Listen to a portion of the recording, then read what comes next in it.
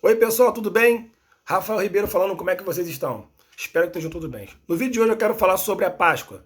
Eu quero trazer esclarecimentos sobre a Páscoa, quero trazer qual é o conceito da Páscoa, falar sobre de onde surgiram, né, essa história de coelho da Páscoa, vinho de chocolate, mostrar de onde começou tudo e falar principalmente sobre Jesus, que ele é o principal fundamento da Páscoa, tá? Então, se você gostar desse vídeo, curte aí, se inscreva no canal, compartilha com as pessoas e vamos divulgar a palavra de Deus, tá? Então, bom, de onde surgiu essa história de Páscoa? A primeira vez que Páscoa é mencionada na Bíblia, tá? Eu tenho que te lembrar que Páscoa, eu tenho que te explicar que Páscoa, ela começou com o povo hebreu, com o povo judeu. É uma celebração, é uma festa judaica, ok? Combinado, então, no livro de Êxodo, no capítulo 12, é a primeira vez que essa palavra vai ser mencionada na Bíblia.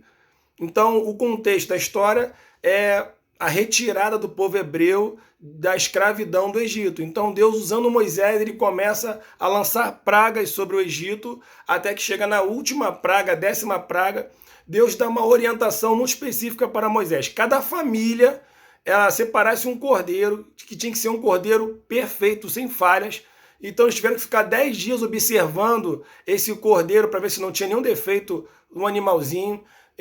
Nesse 10º dia, sacrificasse o animal, separasse o sangue e fizesse lá uma marca, né? Passasse o sangue do cordeiro no umbral, no batente das portas, o cordeiro fosse separado e assado e comido com ervas amargas, teria que se fazer um pão sem fermento, dentre outras orientações. Tá? Se você quiser saber mais sobre isso, deixe seu comentário que a gente vai colocar lá e vai explicar melhor.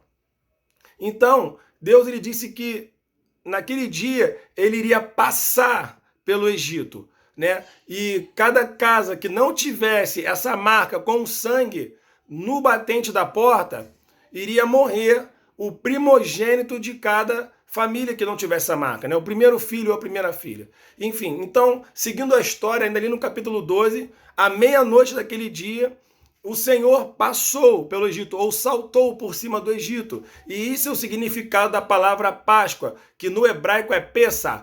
Pessa significa passar por cima ou saltar por cima. Então o Senhor passou por cima e cada primogênito das famílias que não tinham o sangue que fazia a marca daquele cordeiro foram levados.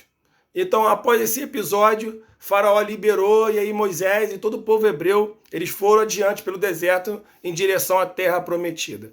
Então, a partir dali, Deus deixou especificado, está registrado na Bíblia, que todo ano eles tinham que celebrar a Páscoa do Senhor e fazer uma festa e fazer isso em memória daquele momento, daquele dia que eles saíram. Combinado? É preciso dizer que a Páscoa judaica ela é muito diferente do que nós celebramos aqui no Brasil. Então, se você quiser também saber mais detalhes sobre a Páscoa judaica, a gente pode fazer um outro vídeo falando sobre isso. Bom, então, da onde que surgiu o coelho, os ovinhos de chocolate? Onde entra Jesus nessa história? Estamos falando de muitos anos antes de Jesus nascer e morrer e ressuscitar. E da onde aconteceu isso? Bom, o coelho e os ovinhos de chocolate, eles fazem parte de um outro culto, nós chamamos de culto pagão, né?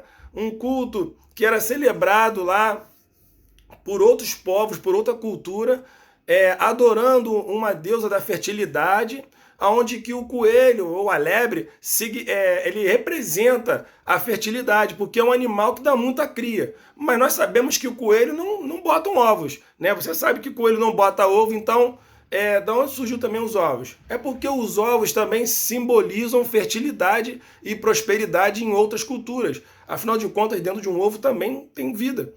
Então eles tinham o costume de presentear pessoas com ovos de aves, principalmente ovos de galinha. E depois isso foi sendo aperfeiçoado, começaram a pintar esses ovos, fazer decorações, desenhos, né? Então,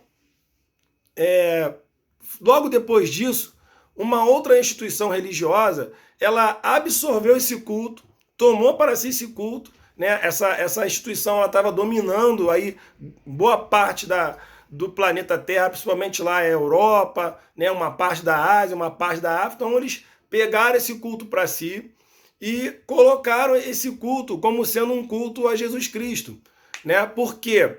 Porque Jesus ele foi capturado, agredido, torturado e morto às vésperas de celebrar a Páscoa judaica.